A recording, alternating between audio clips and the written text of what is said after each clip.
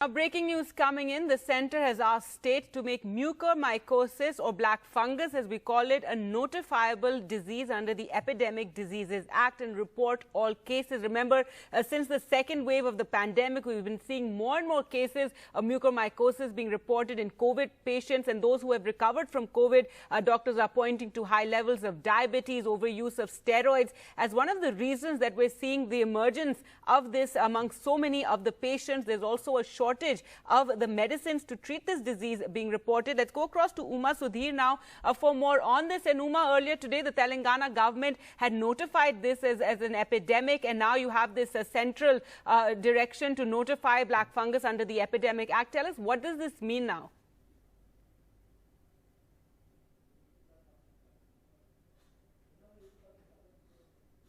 Epidemic Diseases Act, and what has happened is the Joint Secretary Health, Love Agarwal, has in fact written to all the Principal Secretaries of Health in all the states telling them to notify it. What this would mean is that any private private facility, medical facility, government facility, or even a medical college that comes across either suspected or confirmed cases of mucormycosis will have to report it to the authorities, and the protocol of how this will be treated, what kind of system to follow, strategy to adopt in all these cases, that will also be laid down by ICMR, and those are the protocols which will be largely followed by all these institutions.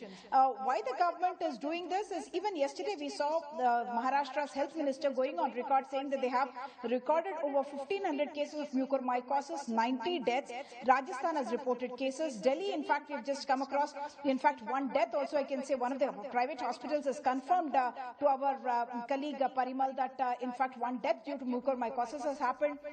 We have also got in Telangana itself at least 85 cases in the government institutions, two government colleges of Gandhi and ENT College, and at least 150 to 200 other cases in the private institutions. So across the country, what is being seen is a new challenge, and that's what the letter also mentions, saying that post, in the COVID infection, we are facing newer and newer challenges, and in the cases where excessive use of steroid or deranged kind of sugar control is there, that's why we are seeing this mucormycosis, and that's the reason why the states have now been asked to notify. Tamil Nadu, I can also specify, saying that they have actually notified under the Public Health Act, since they say that it has not taken epidemic proportions, but they do believe that they require information, and therefore even under the Public Health Act, they can seek information whenever a case suspected or confirmed comes up. Back to you.